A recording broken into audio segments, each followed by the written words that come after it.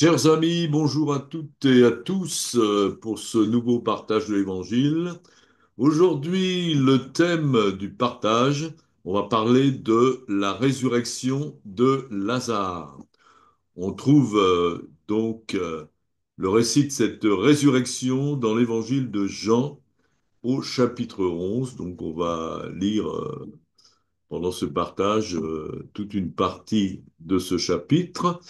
On va commencer par Évangile de Jean, chapitre 11, à partir du verset 1 jusqu'au verset 3. On va lire les trois premiers versets. Voilà. Il y avait un homme malade, Lazare, de Béthanie, village de Marie et de Marthe, sa sœur. C'était cette Marie qui oignit de parfum le Seigneur et qui lui essuya les pieds avec ses cheveux. Et c'était son frère Lazare qui était malade. Les sœurs envoyèrent dire à Jésus, Seigneur, voici celui que tu aimes est malade. Voilà, donc on nous parle de Lazare, puisqu'on va parler de la résurrection de Lazare. Alors, qui était Lazare? Eh bien, Lazare, c'était un homme juif de Béthanie, un village de Judée, proche de Jérusalem, 15 stades de Jérusalem, c'est-à-dire à peu près 2,8 kilomètres, et le frère aussi de Marthe et Marie, donc qui habitaient ensemble dans une maison de Béthanie. Alors, il y avait aussi Marthe et Marie. Donc, Marie, dans le texte, donc on nous dit que c'était cette femme qui oignit de parfum Jésus et qui lui essuya les pieds avec ses cheveux. Voilà. Et donc, c'était cette femme. On nous parle aussi de cette femme qui essuie les pieds de Jésus avec ses cheveux dans l'évangile de Luc, au chapitre 7, versets 36 à 38. Un pharisien, entre parenthèses Simon le lépreux, pria Jésus de manger avec lui. Jésus entra dans la maison du pharisien et se mit à table. Et voici une femme pécheresse qui se trouvait dans la ville, ayant su qu'il était à table dans la maison du pharisien, apporta un vase d'albâtre plein de parfums et se tint derrière aux pieds de Jésus. Elle pleurait, et bientôt elle lui mouilla les pieds de ses larmes, puis les essuya avec ses cheveux, les baisa et les oignit de parfum. Donc on nous parle aussi de cette Marie dans ce texte-là, et on parle encore de Marthe et Marie dans l'évangile de Luc, au chapitre 10 et verset 38. Comme Jésus était en chemin avec ses disciples, il entra dans un village, alors probablement Béthanie bien sûr, et une femme nommée Marthe le reçut dans sa maison. Elle avait une sœur nommée Marie qui, s'étant assise aux pieds du Seigneur, écoutait sa parole. Marthe, occupée à divers soins domestiques, survint et dit, Seigneur, cela ne te fait-il rien que ma sœur me laisse seule pour servir? Dis-lui donc de m'aider. Le Seigneur lui répondit, Marthe, Marthe, tu t'inquiètes et tu t'agites pour beaucoup de choses. Une seule chose est nécessaire. Marie a choisi la bonne part qui ne le lui sera point ôtée. Donc là, on parle des deux sœurs, Marthe et Marie, et Marthe qui s'irrite contre sa sœur, voit sa sœur qui est là au pied de Jésus et qui écoute Jésus, et elle fait le travail dans la maison, le ménage. Là. Donc, elle est irritée de ce que sa sœur l'aide pas à faire le ménage, mais qu'elle reste au pied de Jésus à écouter Jésus. Voilà. Alors, quelle est celle des deux, en fin de compte, qui aime le plus Jésus? Ben, évidemment, Marie, sans aucun doute. Hein. Jésus lui dit, Marie a choisi la bonne part, qui ne lui sera point ôtée. Et finalement, quelque part, Marthe est un peu jalouse de sa sœur, irrite contre sa sœur, qui justement a choisi cette bonne part. Et voilà. Et donc, en fin de compte, s'aperçoit que quand vous recevez quelqu'un, eh bien, l'écouter, faire attention à lui, à ce qu'il dit, c'est lui témoigner plus d'amour et plus d'intérêt que simplement de balayer ou de lui servir quelque chose. Voilà. Donc, surtout pour Jésus, évidemment, qui annonçait la bonne nouvelle, hein. Il n'y a pas de bonne nouvelle plus importante que ça. Donc, c'était très important de l'écouter. Jésus était plus concerné par quelqu'un qui l'écoutait, hein, que quelqu'un qui, pendant qu'il était là, ben, passait son temps à faire le ménage. Il aurait pu le faire avant ou après. Voilà. Donc, bon, Marthe, d'une certaine façon, aimait aussi Jésus, puisqu'elle reçoit, bon, prépare peut-être quelque chose à manger ou à boire, mais on voit bien ici que l'amour de Jésus était plus fort, hein. Et quelles sont les raisons pour lesquelles l'amour de Marie était le plus fort pour Jésus? Eh bien, on l'a vu tout à l'heure, c'était aussi Marie, c'était cette femme pécheresse qui s'était repentie et convertie à Jésus, hein.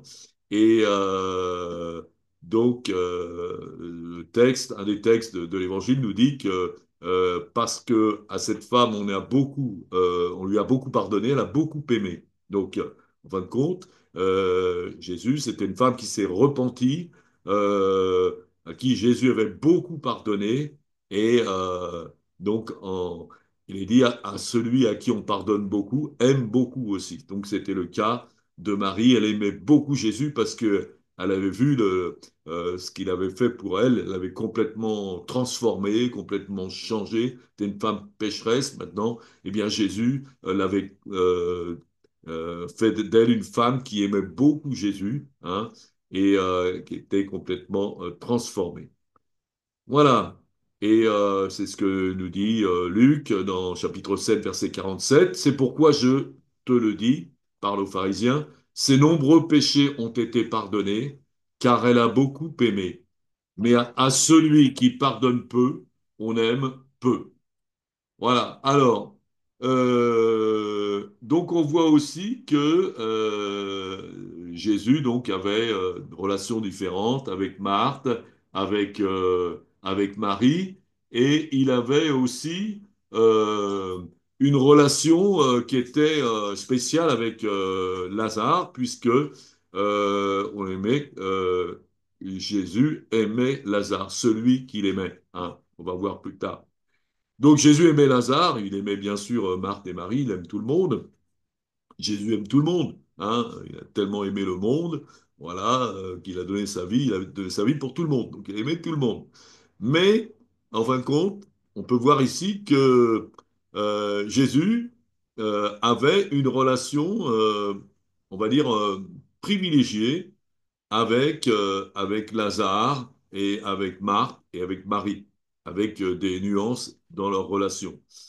Donc, Lazare, on pense aussi, c'est l'histoire du pauvre qui va au paradis, hein. Donc, voilà, bon, rien à voir sans doute avec ce Lazare-là, mais c'est pas un hasard si Jésus prend dans son exemple, quand il parle du paradis et de l'enfer, il parle de Lazare, ce pauvre qui aimait Jésus et qui est allé au paradis. Voilà, donc et probablement, et puis on le voit, que Marthe, Marie et Lazare étaient des gens simples, et certainement pas très riches. Et on voit que Jésus aimait la compagnie de ces gens-là, hein. Voilà, ces gens-là, en général, bon, bah, les pauvres, ils n'ont pas beaucoup d'amis, il n'y a pas beaucoup de gens qui viennent les voir, on les méprise un peu, mais là, Jésus ne méprisait pas du tout, il aimait la compagnie de cette famille parce que il avait discerné en eux un réel amour pour Dieu, hein. Donc, Jésus était en relation avec beaucoup de monde, faisait du bien à beaucoup de monde, Mais ici, dans cette maison, ces gens-là lui faisaient du bien, hein. Ils n'étaient pas en train de vouloir être guéris, vouloir être ceci, vouloir qu'on leur donne à manger, vouloir ceci. Mais ils recevaient Jésus, ils entouraient Jésus, ils écoutaient Jésus et faisaient du bien à Jésus. Et donc Jésus était en bonne compagnie, il se sentait aimé aussi, hein. Parce qu'en fin de compte, Jésus nous aime, mais il était sur la terre, il s'est fait homme, et il a besoin aussi d'être aimé, d'être qu'on s'occupe de lui. C'était un homme comme nous, hein, il s'est fait homme comme nous, et ces gens-là lui faisaient du bien, hein. Ils n'étaient pas là pour lui dire bénis-nous, donne-nous ci, donne-nous ça, mais ils étaient là pour faire du bien à Jésus, hein. Donc Jésus nous aime tous, mais est-ce que nous l'aimons? Est-ce que nous cherchons à faire du bien à Jésus, hein? Jésus a besoin de notre amour désintéressé, hein. Et Dieu a besoin de notre amour. Dieu a besoin de savoir qu'on l'aime. Et l'amour, ça se démontre, hein. Et parce que nous sommes enfants de Dieu. Grâce à Jésus, nous sommes devenus enfants de Dieu. Et un père est sensible à l'amour que ses enfants ont pour lui, hein. Moi, je me souviens d'un exemple comme ça.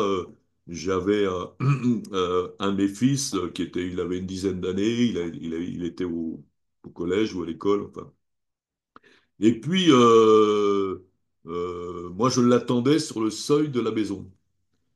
Et puis, à un moment donné, il est rentré de l'école et il était là, pas très loin. Et de loin, il me voyait, il était à peu près une centaine de mètres, il me voyait. Et quand il m'a vu, il s'est mis à sauter de joie en me voyant. Alors, je dis, il n'y a pas vous pouvez pas faire plus de bien que ça à un père. Un père qui voit que ses enfants sont contents de le voir et aiment le voir. Eh bien, c'est pareil pour Dieu, c'est pareil pour Jésus, hein. Donc, Dieu aime qu'on l'aime.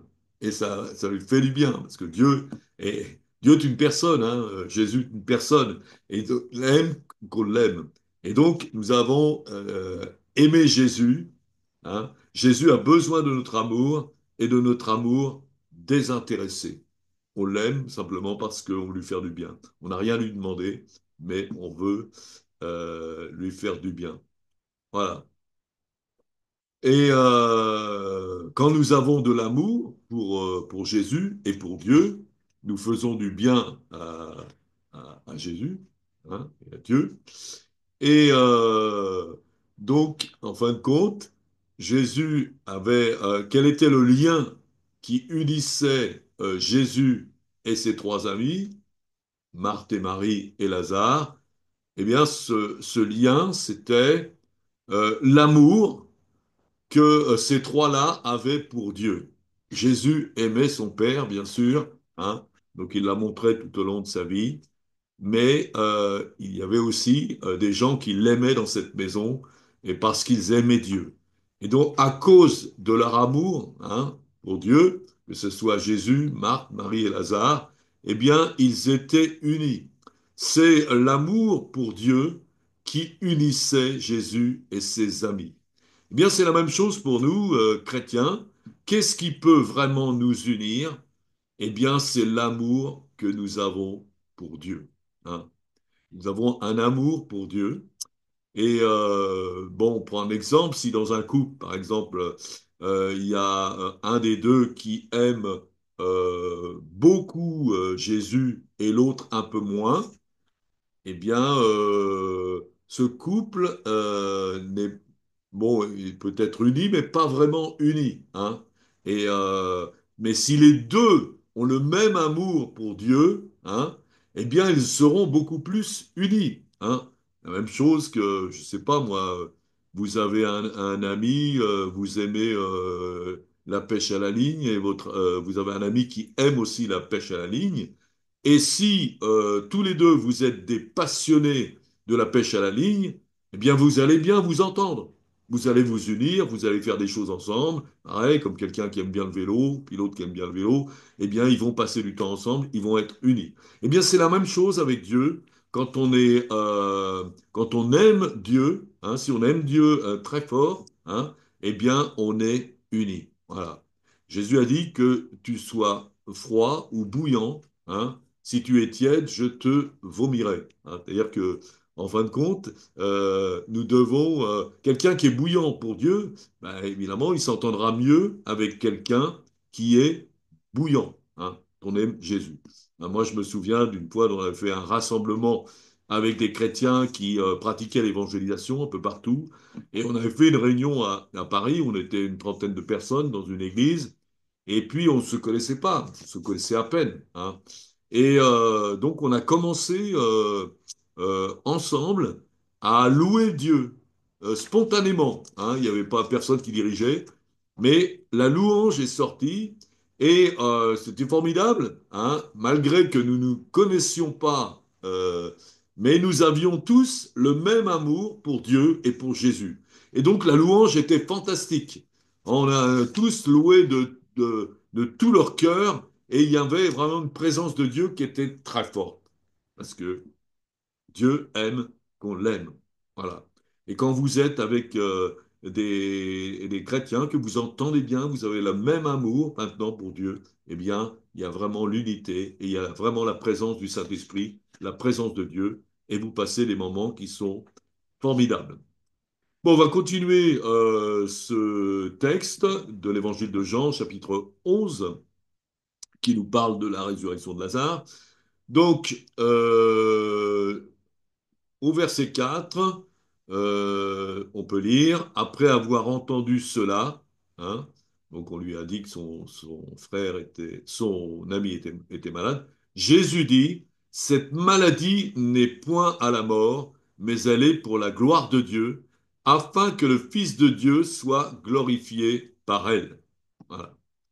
Donc, en fin de compte, Jésus avait cette révélation que cette maladie n'était pas pour la mort, ça n'allait pas se terminer par la mort, hein, malgré les apparences qu'on va voir, tout ça, mais qu'elle était pour la gloire de Dieu, hein, afin que le Fils de Dieu soit glorifié par elle. Voilà. Donc Jésus avait reçu qu'il allait se passer quelque chose de très glorieux. Alors il n'avait peut-être pas su exactement ce qu'il allait faire, peut-être qu'il a reçu plus tard, mais il était conscient qu'il allait se passer quelque chose de grandiose. Et donc, on va lire la suite, l'évangile de Jean, donc chapitre 11, versets 5, 6 et 7. Or, Jésus aimait Marthe et sa sœur et Lazare. Lorsque donc qu'il eut appris que Lazare était malade, il resta 2 jours encore dans le lieu où il était, et il dit ensuite aux disciples, retournons en Judée. Voilà. Alors là, c'est un peu étonnant quand même, hein, parce que donc Jésus apprend que Lazare est malade, et puis au lieu de courir euh, pour aller voir Lazare pour le guérir, parce qu'il il avait guéri une quantité de gens, hein, ben, il reste là. Donc, même ses disciples ne comprenaient pas beaucoup. Bon, ben, s'il aime Lazare et tout, il va devoir se dépêcher d'aller là-bas où est Lazare et puis le guérir. Mais en fin de compte, il reste encore 2 jours. Hein. Dire qu'à ce moment-là, Jésus, avec ses disciples, était dans un village qui s'appelle aussi Béthanie, mais c'est pas le même. Hein. C'est Béthanie qui est de l'autre côté du Jourdain. Donc c'était à peu près à 25 km de Jérusalem, et en plus en contrebas, donc ça montait pour y aller. Donc c'était deux lieux qui étaient assez éloignés. Il fallait au moins 1 ou 2 jours de marche. Mais Jésus, au lieu de se presser, il reste là. Hein. Et il dit à ses disciples, retournons en Judée. Alors, donc, euh, ensuite, si on lit l'évangile de Jean, à partir du chapitre 11, verset 8 et jusqu'à 10, Les disciples lui dirent, après que Jésus leur dit, retournons en Judée, Rabbi, les Juifs tout récemment cherchaient à te lapider en Judée. Et toi, tu retournes en Judée. Et Jésus répond, n'y a-t-il pas 12 heures au jour? Si quelqu'un marche pendant le jour, il ne bronche point, parce qu'il voit la lumière de ce monde. Mais si quelqu'un marche pendant la nuit, il bronche, parce que la lumière n'est pas en lui. Donc, en fin de compte, Jésus aurait dû avoir peur de retourner en Judée, mais il n'a pas peur de le faire puisque il sait qu'il faut retourner en Judée. Hein. Et évidemment, Jésus nous dit toujours qu'il ne faisait rien sans la volonté de Dieu. Et c'est son Père qui lui disait, qui lui dictait ce qu'il devait faire. Allez. Donc il y avait un timing. Hein. Il a attendu 2 jours parce que c'était pas le moment d'y aller. Il fallait attendre 2 jours avant que les choses puissent se préparer comme Dieu les voulait. Voilà. Donc Jésus n'avait pas peur. Hein. Quand on connaît la volonté de Dieu, eh bien, on n'a pas peur d'agir parce qu'on sait que Dieu est avec nous. Hein. On sait que Jésus savait que Dieu est avec lui, qu'il allait le protéger, qu'il n'avait pas peur qu'on le tue, il n'avait pas peur des pharisiens. Donc il y est allé. Hein. Et c'est vrai, quand on est dans la volonté de Dieu, eh bien, la peur euh, nous est ôté. Hein. Il est dit que l'amour parfait bannit la crainte. Et la volonté de Dieu, donc, on est dans l'amour. Hein. On aime le Père, on aime aussi. Il nous a remplis de son amour. Et cet amour bannit toute crainte parce qu'on sait qu'on est dans la volonté de Dieu. Hein. Moi, je me souviens qu'un jour, je faisais de l'évangélisation dans une cité près de Mantes-la-Jolie. Et puis, j'étais dans un quartier où il y avait pas mal de jeunes, vraiment pas mal de musulmans. Et à un moment donné, donc en bas d'une cité, il y avait tout un groupe de jeunes musulmans avec euh, un des plus grands, un grand black qui avait l'air d'être un peu le caïd de la bande. Et puis, moi, je m'approche d'eux pour leur parler. Et puis à ce moment-là, le caïd, il me voit venir, il me dit, si ton Dieu, il ne s'appelle pas Allah, tu te casses de là. Bon, l'accueil n'était pas terrible, mais j'ai continué à avancer. Et puis je leur dis, mais moi, viens vous parler d'amour, je viens vous parler d'un Dieu qui vous aime, hein, et qui veut vraiment vous faire du bien. Alors il dit, ben, tu sais, nous, on est musulmans, ben, c'est pareil, hein, nous aussi, on y croit en Dieu, Dieu nous aime, etc. Euh, je lui dis, d'accord, mais quand tu vois quelqu'un venir vers toi et que tu lui dis de se casser, c'est pas vraiment de l'amour. Alors du coup, dire, oh ben excuse-nous, tu sais, nous les jeunes, on parle un peu comme ça et tout. Et puis finalement, eh bien, j'ai pu parler avec eux. Et comme le caïd finalement s'était mis d'accord avec moi, eh bien, toute la bande écoutait et j'ai pu leur prêcher l'évangile. Voilà. Alors ici, donc, dans ce passage, Jésus nous dit, nous parle de marcher pendant le jour ou de marcher pendant la nuit. Hein. Il dit, si quelqu'un marche pendant le jour, il ne bronche point, parce qu'il voit la lumière du monde, de ce monde. Mais si quelqu'un marche pendant la nuit, il bronche, parce que la lumière n'est pas en lui. Évidemment, hein, si on se promène la nuit sans lampe électrique, eh ben, on risque de se casser la figure. Voilà, donc, alors, qu'est-ce que Jésus veut dire exactement pour marcher pendant le jour ou marcher pendant la nuit? Hein. Donc, il y a un sens naturel, mais il y a aussi un sens spirituel. Hein. C'est un langage ici spirituel. Marcher pendant le jour signifie marcher avec la lumière de Dieu, marcher en connaissant la volonté de Dieu, marcher en faisant la volonté de Dieu. Et donc, c'est ce que Jésus fait, c'est pour ça qu'il n'avait pas peur. Hein. Mais c'est pareil pour nous. Nous devons marcher en tant que chrétiens, eh bien, pour savoir où aller, où on va, il faut marcher en connaissant la volonté de Dieu. Là, on marche dans le jour et on est tranquille, on sait où on va et on va être béni. Mais si nous ne connaissons pas la volonté de Dieu, eh bien là, il peut nous arriver des problèmes, hein. Et c'est comme marcher pendant la nuit. Et donc, il peut arriver des petits accidents. Voilà, donc en tant que chrétien, nous devons toujours chercher la volonté de Dieu. Et quand nous avons la volonté de Dieu, ben, nous la faisons, hein. C'est marcher donc à la lumière. Et donc, Jésus, à ce moment-là, connaissait la volonté de Dieu, puisqu'il va dire retournons à Judée, retournons en Judée. Et retournons en Judée, ça voulait dire allons voir Lazare. Voilà, Lazare était en Judée, donc à Béthanie, mais c'était pas le même Béthanie, hein, donc à 25 kilomètres de là où ils étaient.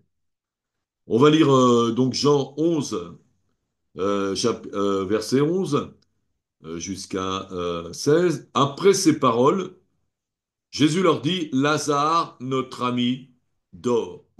Je vais le réveiller.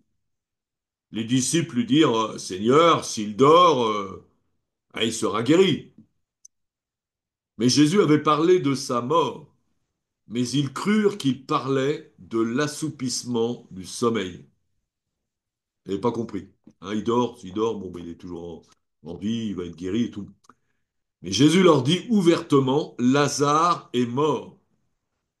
Jésus avait reçu, hein, cette nouvelle, cette lumière de Dieu que Lazare était mort. Là, il savait ce qu'il lui restait à faire.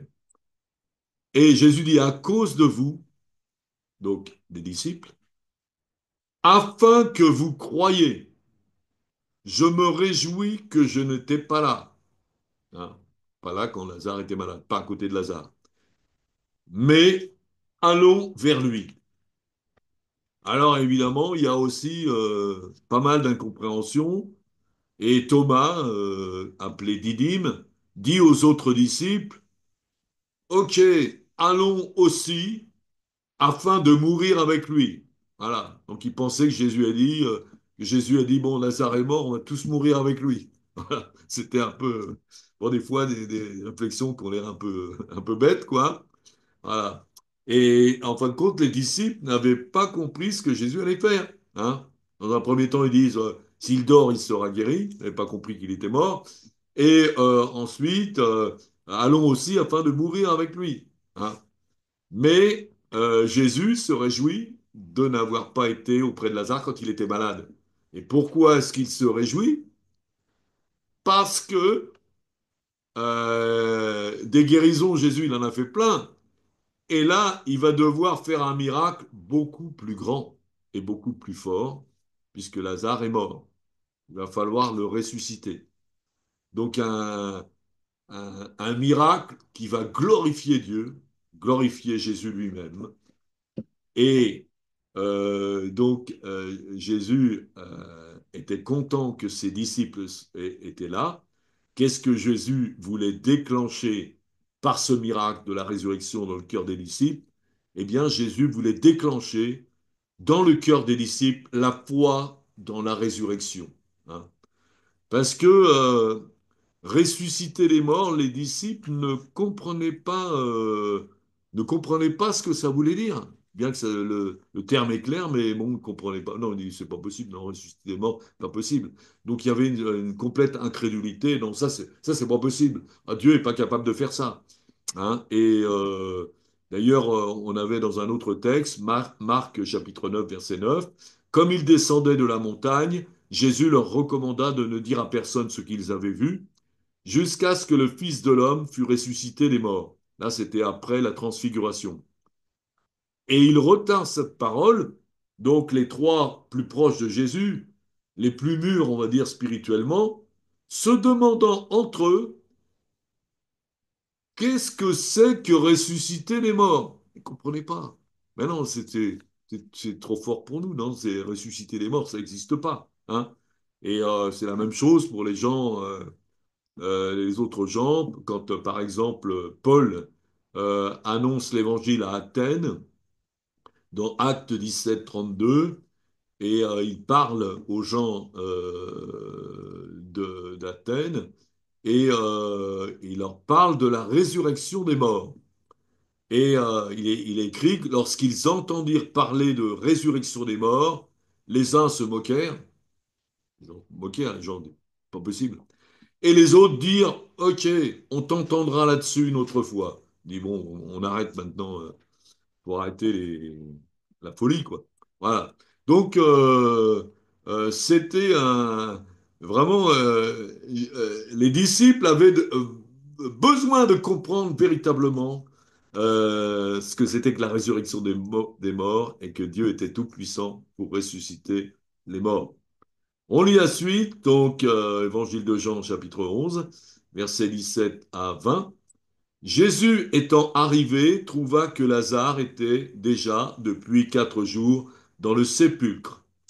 Et comme Béthanie était près de Jérusalem, à 15 stades environ, beaucoup de Juifs étaient venus vers Marthe et Marie pour les consoler de la mort de leur frère. Lorsque Marthe apprit que Jésus arrivait, elle alla au-devant de lui, tandis que Marie se tenait assise à la maison. Alors pourquoi est-ce que tous ces gens viennent vers Marthe et Marie? Donc, il ne faut pas oublier que là où étaient Marthe et Marie, donc c'était à Béthanie, c'était un village qui était pas loin de Jérusalem, 2 kilomètres et demi à peu près. Donc, il y avait beaucoup de gens qui connaissaient hein, la famille, tout ça, et ils sont venus pour consoler Marthe et Marie. Donc, pour eux, la mort de Lazare, c'était réglé, terminé. Hein, on n'en parle plus. Enfin, maintenant, il reste à consoler Marthe et Marie. Donc aussi, beaucoup d'incrédulité là. On lit la suite, donc à partir de donc, chapitre 11, à partir du verset 21. Marthe dit à Jésus, Seigneur, si tu eusses été ici, mon frère ne serait pas mort. Mais maintenant même, je sais que tout ce que tu demanderas à Dieu, Dieu te l'accordera. Bon, quand même une petite foi, mais pas terrible. Jésus lui dit, ton frère ressuscitera. Je sais, lui répondit Marthe, qu'il ressuscitera à la résurrection au dernier jour. Hein? Jésus dit, ton frère ressuscitera, mais oui, il va ressusciter au dernier jour. Hein? Est-ce que Marthe croit à la résurrection de son frère? Une résurrection maintenant? Non, elle n'y croit pas. Hein? Elle croit à une résurrection au dernier jour, sans trop d'avoir ce que c'est. Hein? Sans trop savoir ce que c'est, puisque donc à l'époque, il n'y avait pas le Nouveau Testament n'avait pas été écrit, les épîtres de Paul n'avaient pas été écrits, qui nous expliquent comment ça va se passer, la résurrection au dernier jour. Donc ces gens, ils ne savaient pas trop ce que ça voulait dire, ressusciter au dernier jour. Et Jésus donc lui dit, ton frère ressuscitera. Alors, il dit, oui, je sais, lui répondit Marthe, qu'il ressuscitera à la résurrection au dernier jour. Voilà. On va lire donc la suite, chapitre 11, à partir du verset 5. Jésus lui dit, je suis la résurrection et la vie. Celui qui croit en moi vivra quand même il serait mort. Et quiconque vit et croit en moi ne mourra jamais. Crois-tu cela? Il lui dit, oui Seigneur, je crois que tu es le Christ, le Fils du Dieu vivant qui devait venir dans le monde. Ayant ainsi parlé, elle s'en alla. Alors, Jésus insiste, il dit, je suis la résurrection, la vie. Il veut faire comprendre qu'il va se passer quelque chose à Marthe. Est-ce que Marthe comprend? Non, elle ne comprend pas du tout. Hein. Elle ne croit pas du tout les paroles de Jésus parce qu'elle répond quand même à côté. Quand on dit ton frère va ressusciter, voilà, et donc quiconque croit en moi ne mourra jamais. Comprenez pas. Hein.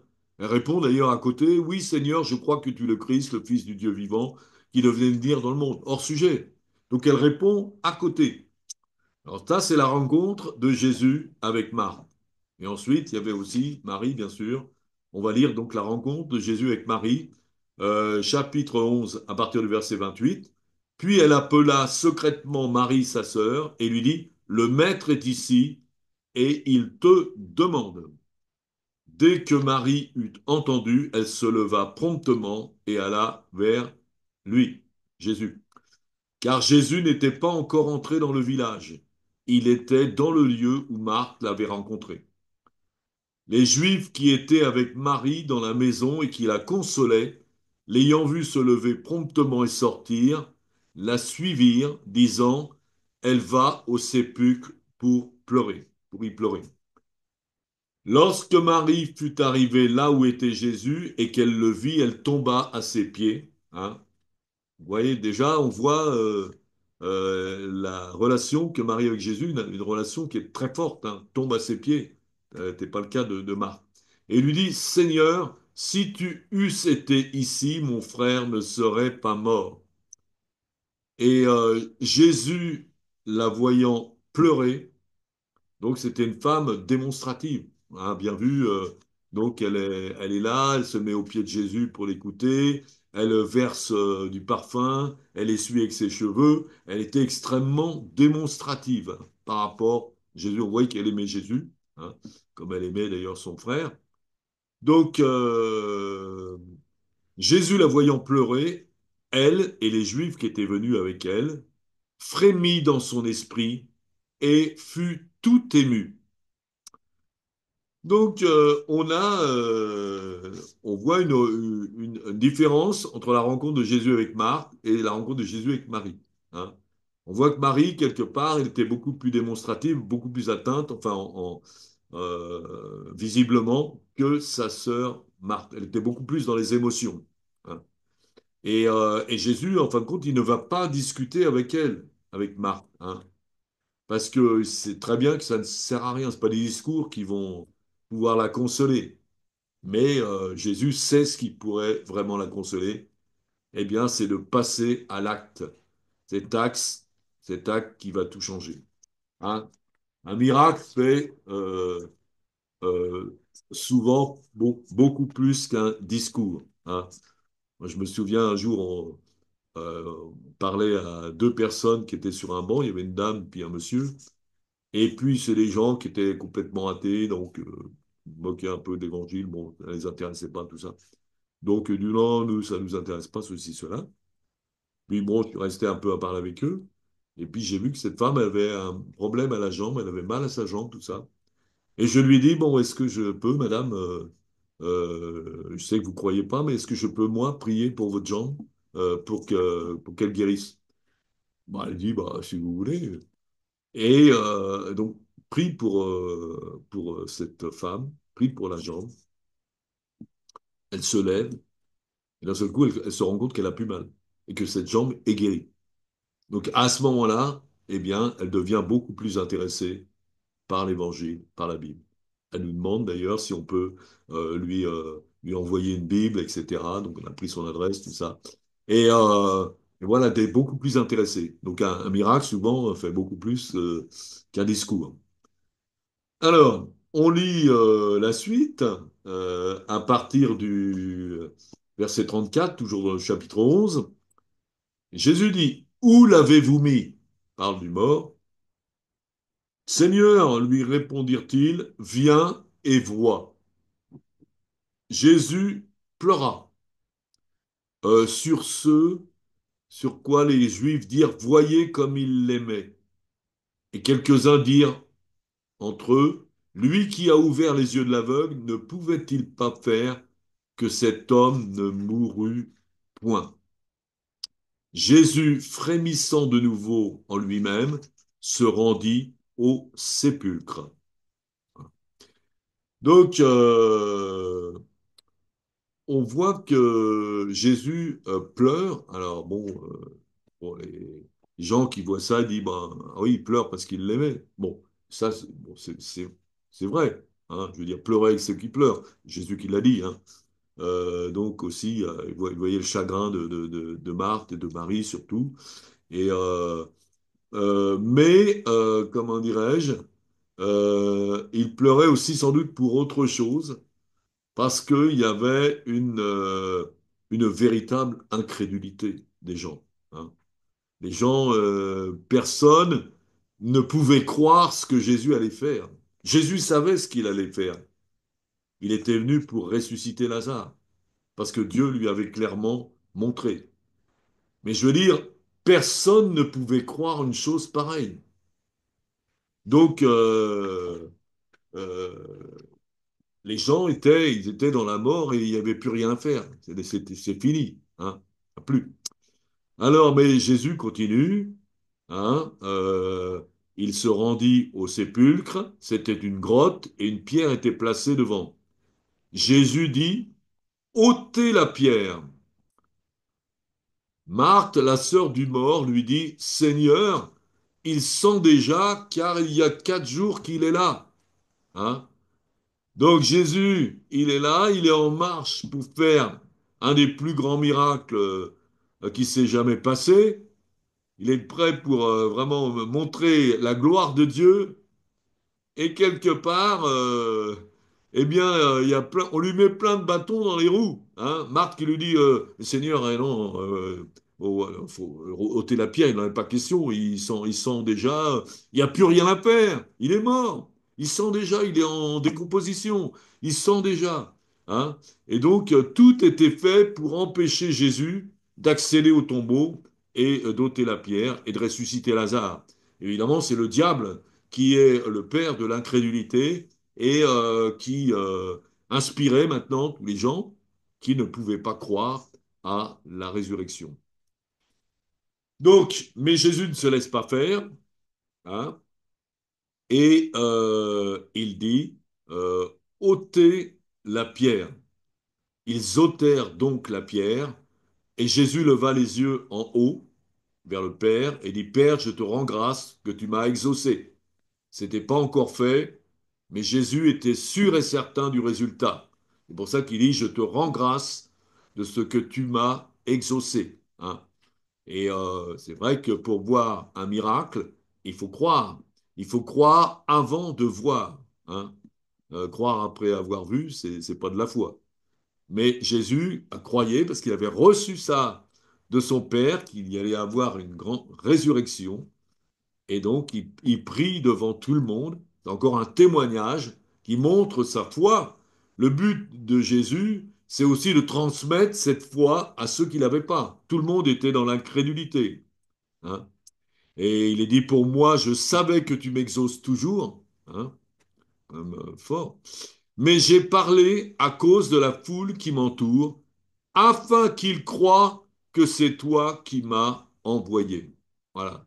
Donc le but de Jésus, évidemment, c'est que les gens croient que en lui, qu'il est véritablement le sauveur du monde, hein, qu'il a été envoyé par Dieu, hein, et c'est vraiment le plan d'amour pour Dieu. Hein. Jésus, Yeshua, c'est-à-dire, c'est aussi le mot qui veut dire le moyen par lequel Dieu sauve.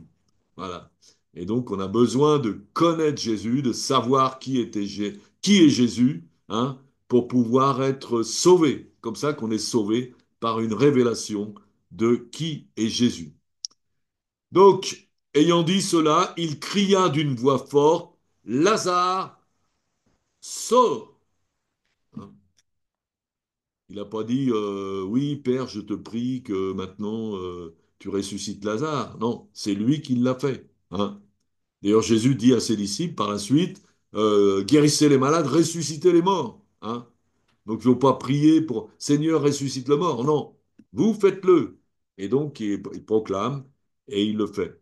Et le mort sortit les pieds et les mains liés de bandes et le visage enveloppé d'un linge. Jésus leur dit, déliez-le et laissez-le aller. Voilà. Donc, alors Jésus, comme on voit, avant de faire ce miracle, il a eu beaucoup de... Bon, il a pleuré, il a frémi, bon, c'est pas si facile que ça, et en fin de compte, on peut comprendre, parce que là, il va faire un grand miracle dans lequel personne ne croit, et il y a beaucoup de gens qui sont là, même ses proches amis, pour lui inspirer de l'incrédulité. C'est-à-dire que Jésus aurait pu être affecté par leur incrédulité. Quand on est entouré d'incrédules, on finit par être incrédule aussi. Hein. Et c'est pourquoi d'ailleurs Jésus, quand il faisait des miracles, des grands miracles, notamment des résurrections, parce qu'il en a fait d'autres avant, eh bien, il arrive et puis il sait qu'il va ressusciter quelqu'un et il voit que les gens ne croient pas du tout, que les gens se moquent de lui. Quand il dit, ben non, voilà, la personne va ressusciter, il ne croit pas. Hein.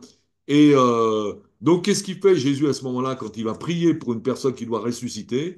Eh bien, il envoie balader tout le monde. Tous les gens qui sont là, soi-disant pour pleurer le mort, eh bien, en fin de compte, sont complètement incrédules et vont bloquer, vont empêcher le travail de Jésus. C'est beaucoup mieux de prier dans une ambiance de foi. Donc Jésus s'entoure des gens qui ont la foi, le plus la foi. Enfin, euh, là, ce n'était pas le cas, hein. Mais normalement, il le fait. Mais là, il avait choisi d'y aller tout seul et il pouvait être entouré par personne qui avait la foi. Donc il lui fallait, lui, une grande foi.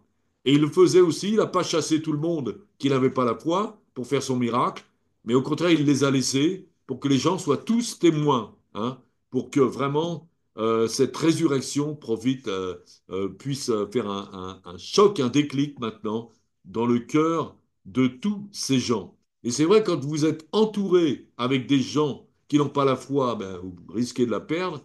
Mais par contre, si vous êtes entouré avec des gens qui ont la foi, eh bien, ça vous aide. Moi, je me souviens un jour, j'étais devant un arrêt d'autobus et il y avait, je sais pas, 7 ou 8 personnes qui étaient assises, qui attendaient le bus. Et il y avait beaucoup d'Africains, africaines. Et puis, il y avait une personne qui était non-voyante. Elle avait une canne et puis c'était un non-voyant. C'était un monsieur. Et puis, bon, je parle avec lui, annonce l'évangile et tout. Et puis, euh, je lui demande si je peux prier pour lui. Hein. Et je commence à prier pour cet homme qui était non-voyant. Et à ce moment-là, toutes les personnes qui étaient là, je veux dire la plupart africaines, elles se mettent à prier avec moi. Mais c'était fortifiant. C'était là, on voyait pas d'incrédulité, mais j'étais entouré de gens qui avaient la foi. Et donc on priait, on priait, on priait. Alors, je ne sais pas s'il a été guéri, puisque bah, après, moi je suis parti. Mais en tout cas, donc, on sentait vraiment la ferveur et la foi pour cet homme-là. Et l'homme était très content, lui aussi. Voilà, donc il a été béni. Alors, je ne sais pas s'il est devenu, s'il a ouvert les yeux, mais en tout cas, je pense que ça lui a fait du bien pour sa foi. Et voilà. Donc, alors on va donc terminer. Voilà. Alors, voilà. Mais on voit que finalement, dans cette résurrection de Lazare, hein, parce que Jésus, comme je l'ai dit tout à l'heure, il a déjà ressuscité les morts. Mais cette résurrection est plus glorieuse que toutes les autres. Hein. Et pourquoi elle est plus glorieuse que toutes les autres? Bon, déjà, le mort, il est dans la tombe. Il se sentait déjà, donc en décomposition. Hein. Et puis, alors, Jésus prie devant tout le monde. Donc, tout le monde était affecté. Hein, témoignage devant tout le monde. Il y a énormément de témoins.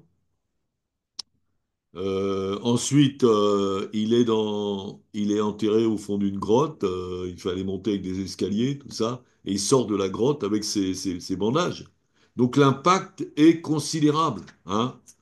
Imaginez que vous avez un smartphone et puis vous filmez la scène. Ouais, je veux dire, vous mettez ça sur un réseau social et vous convertissez tout le monde. Hein. Et voilà, il y a des gens maintenant, ils font des meurtres et puis ils filment ça, ils mettent ça sur les réseaux sociaux. Hein. Je veux dire, aucun intérêt. Enfin, je veux dire, c'est complètement démoniaque et tout. Mais si on avait le loisir, si on a- de filmer la résurrection de Lazare, c'est prodigieux. Hein. Et il y a un impact qui est considérable. Et l'impact a été considérable. Hein. Parce que beaucoup de gens ont cru après ça. Hein. Après, Lazare était vivant, était ressuscité, et les gens venaient à Béthanie très nombreux de Jérusalem, parce que c'était pas loin, et pour voir pour voir celui qui était mort et qui était ressuscité. Il voulait voir cet homme qui était passé par la mort et qui était ressuscité. Hein, c'était pas une simple EMI, on va dire, mais il y avait quelque chose de très puissant puisqu'il était déjà en décomposition et il était ressuscité. Hein. Ça me rappelle ma conversation, je discutais avec un collègue qui était prof de français, là où je travaillais.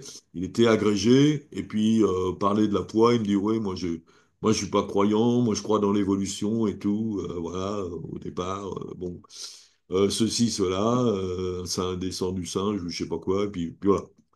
Et puis, mais moi je dis, et Jésus, quand il a ressuscité Lazare, qui était déjà en décomposition, un peu comme de la boue, enfin je sais pas, décomposition, eh bien, il n'a pas eu besoin de la théorie de l'évolution pour ressusciter Lazare. Hein. Il l'a ressuscité par la foi. Alors, évidemment, ce prof m'a dit, oui, mais ça, il faut le croire. Ah ben ça, il faut le croire. Vous ne croyez pas, ça ne marche pas. Hein. Donc, le Seigneur, on est sauvé par la foi. Il faut croire en Jésus. Hein.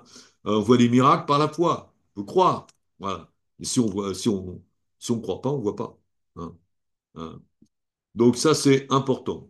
Et autre chose, donc, miracle glorieux, pour la gloire de Dieu, pour la gloire de Jésus, j'ai eu glorifié. D'ailleurs, très peu de temps après, Jésus rentre de Jérusalem et il a comment dirais-je, tout le monde vient à sa rencontre. Et puis, ce qu'on appelle le dimanche des rameaux, et puis tout le monde prend des branches. Hosanna au fils de David, béni soit celui qui vient au nom du Seigneur.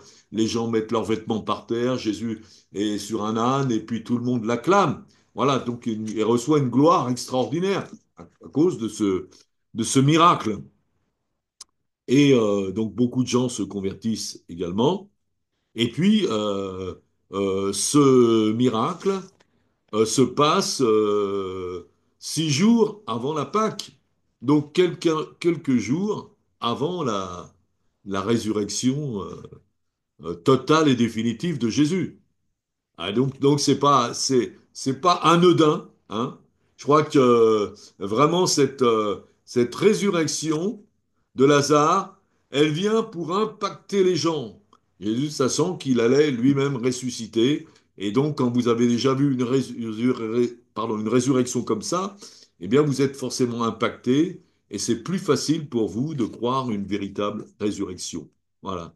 Et, et la résurrection, eh bien, c'est l'espérance, c'est ce que croient les chrétiens. Si vous ne croyez pas que Jésus est ressuscité, abandonnez, c'est pas la peine d'aller à l'église. Hein. Bon, mais voilà, donc c'est Paul qui disait, si Jésus n'est pas ressuscité, on est le plus malheureux de la terre, là, on croit pour rien, on croit en vain. Voilà. Mais heureusement, il est ressuscité, et ça va nous aider aussi à croire à notre propre résurrection. Voilà. Bon, eh ben, merci beaucoup, euh, chers frères et sœurs, chers amis, tout ça, pour votre écoute. Et que Dieu vous bénisse maintenant, que vraiment vous soyez remplis de cet esprit maintenant, et que la foi dans la résurrection de Jésus soit en vous, ainsi que dans votre propre résurrection. Hein. Et ça que vous obtiendrez en croyant en Jésus, en le suivant jusqu'à la fin de votre existence. Soyez bénis. Au nom de Jésus. Amen.